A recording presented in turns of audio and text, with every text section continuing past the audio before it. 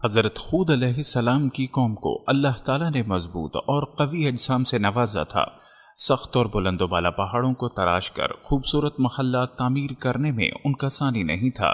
ان کی زمینیں سرسبز و شاداب اور ہر قسم کے باغات سے آراستہ تھیں۔ ان کو قرآن مجید میں احقاف والے کہا گیا ہے۔ احقاف کے معنی ریت کے اونچے ٹیلے ہیں۔ یہ صحرائے عرب کے جنوب مغربی حصے کا نام ہے۔ ان کے اکثر قبائل عمان سے خضرموت اور یمن تک پھیلے ہوئے تھے۔ ان کا مسکن یمن تھا، جبکہ ان کی اکثر آبادی خضرموت اور یمن میں بحیرہ عرب کے سواحل کے آس پاس تھی۔ دیگر اقوام کی طرح خود علیہ السلام کی قوم بھی اس مرض بد کا شکار تھی۔ آباء و اجداد کے باطل طریقوں کو چھوڑنا اور خود علیہ السلام کی دعوت حق کو قبول کرنا ان کے لیے محال تھا۔ ان کے لیے یہ تصور ناقابل قبول ہو گیا کہ اتنی بڑی کائنات کو صرف ایک ہستی چلا رہی ہے، جبکہ انہوں نے اولاد کے حصول کے لیے اور کھیتوں، بارش اور کاروبار میں نفع نقصان کا مالک دوسرے بتوں کو بنا رکھا تھا۔ دشمنوں پر فتح کے لیے الگ بت تھا۔ صحت اور تندرستی کسی سے حاصل ہوتی تو دولت اور عمارت کسی اور سے۔ اس طرح انہوں نے اپنے لیے بے شمار داتا، غریب نواز، گنج بخش اور غوث دستگیر بنائے ہوئے تھے۔ ان کے بڑے بڑے مشکل کشا یہ تین تھے: سمود، صدا اور الحبا۔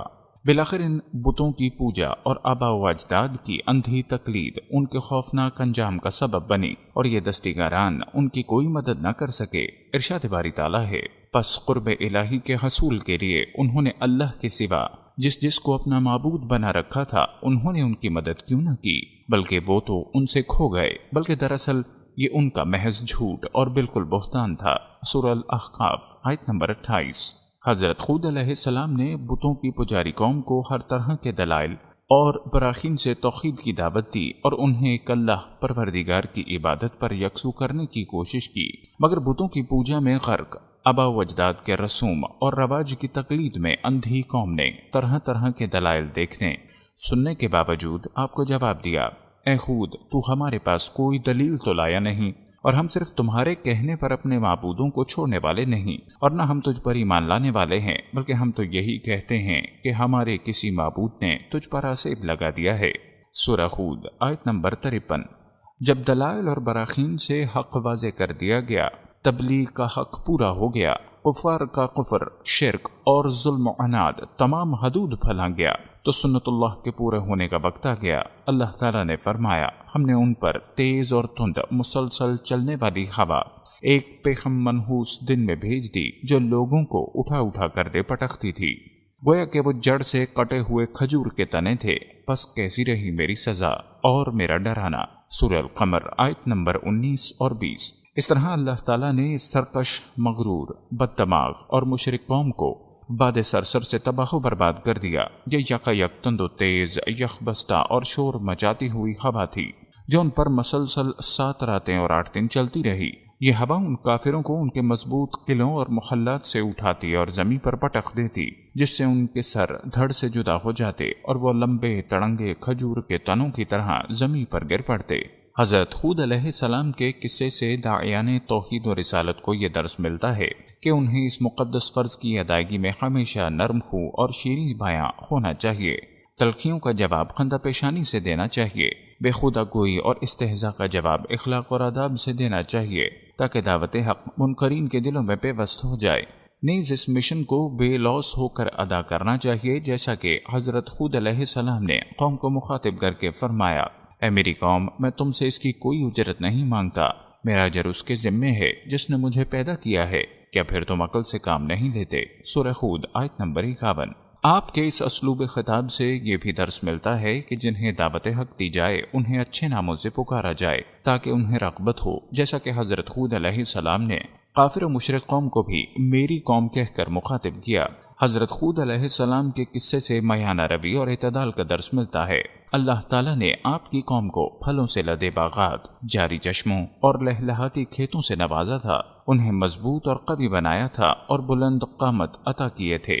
بجائے اس کے کہ وہ نعمتوں کی فراوانی پر شکر بجا لاتے، وہ عیش و عشرت اور فخر و مباحات میں غرق ہو گئے۔ بلند و بالا پہاڑوں کو تراش کر عالیشان محلات تعمیر کرنا ان کا مشغلہ بن گیا۔ ان محلات کی تعمیر و آرائش پر کثیر دولت اور وقت صرف کرتے تاکہ دوسروں پر فخر اور برتری کا اظہار کر سکیں۔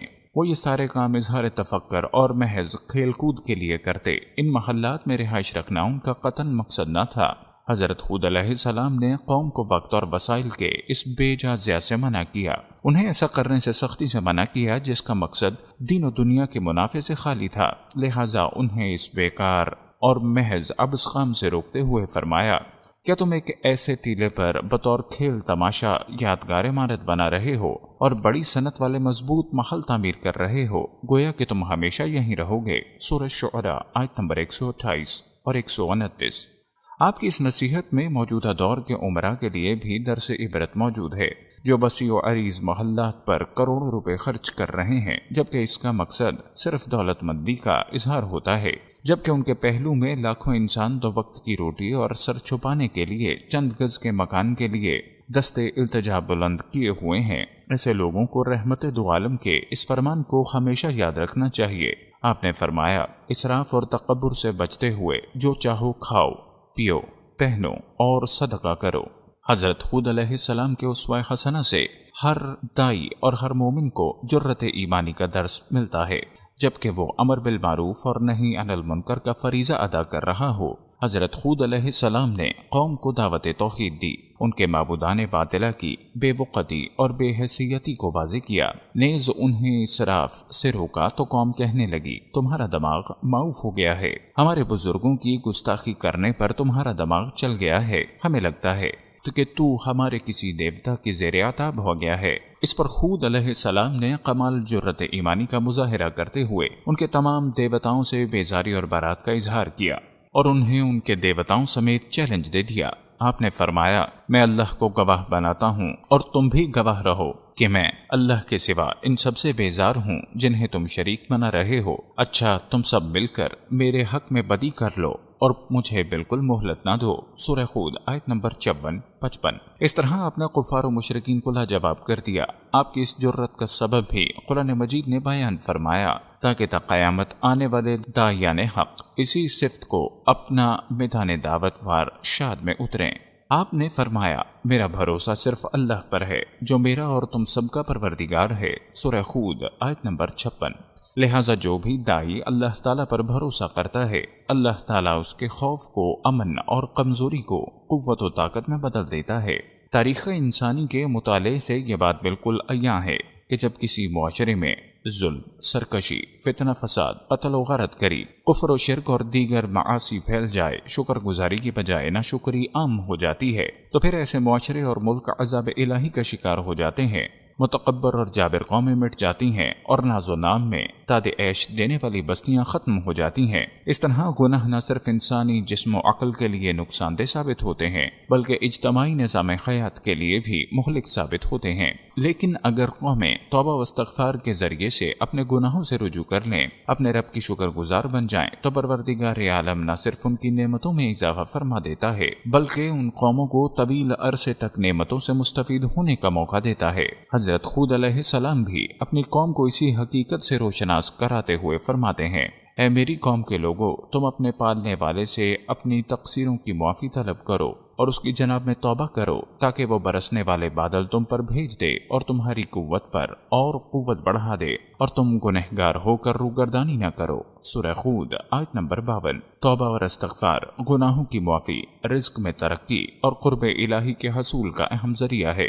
توبہ کی طرف وہی شخص متوجہ ہوتا ہے جو اللہ تعالیٰ سے ڈرتا ہے، اور جو اللہ تعالیٰ سے ڈرتا ہے اللہ اسے ہر قسم کے غم سے بے پرواہ کر دیتا ہے، جیسا کہ ارشاد باری تعالیٰ ہے، اور جو شخص اللہ سے ڈرتا ہے اللہ اس کے نکلنے کے لیے راستہ بنا دیتا ہے اور ایسی جگہ سے روزی دیتا ہے جہاں سے اسے گمان بھی نہیں ہوتا۔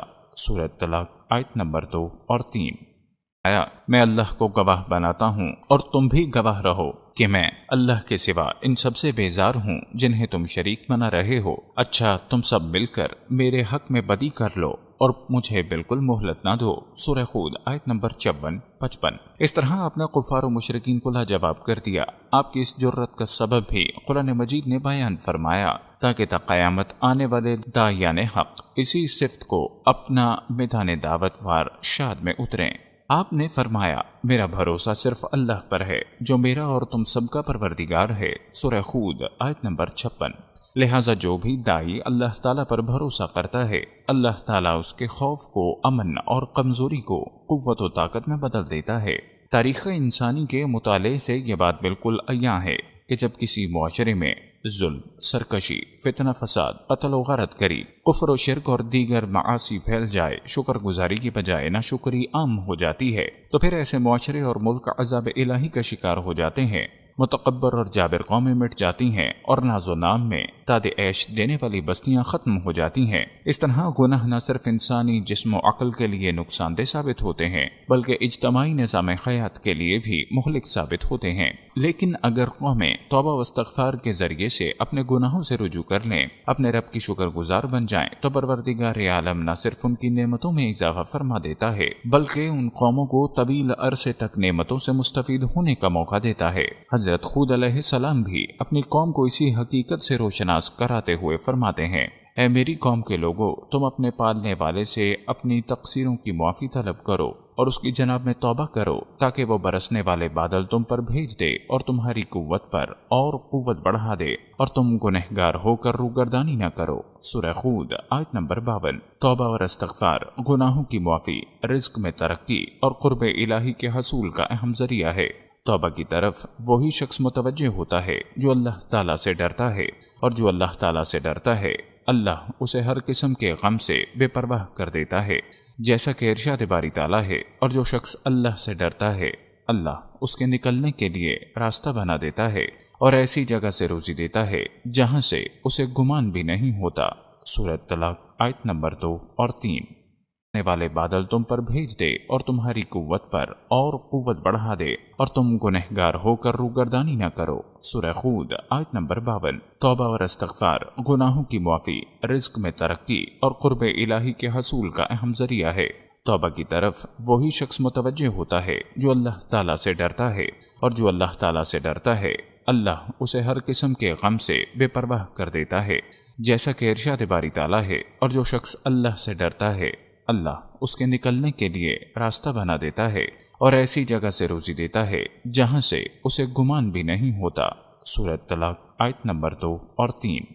اس کے نکلنے کے لیے راستہ بنا دیتا ہے اور ایسی جگہ سے روزی دیتا ہے جہاں سے اسے گمان بھی نہیں ہوتا۔ سورۃ طلاق آیت نمبر 2 اور 3۔ طلاق آیت نمبر 2 اور 3۔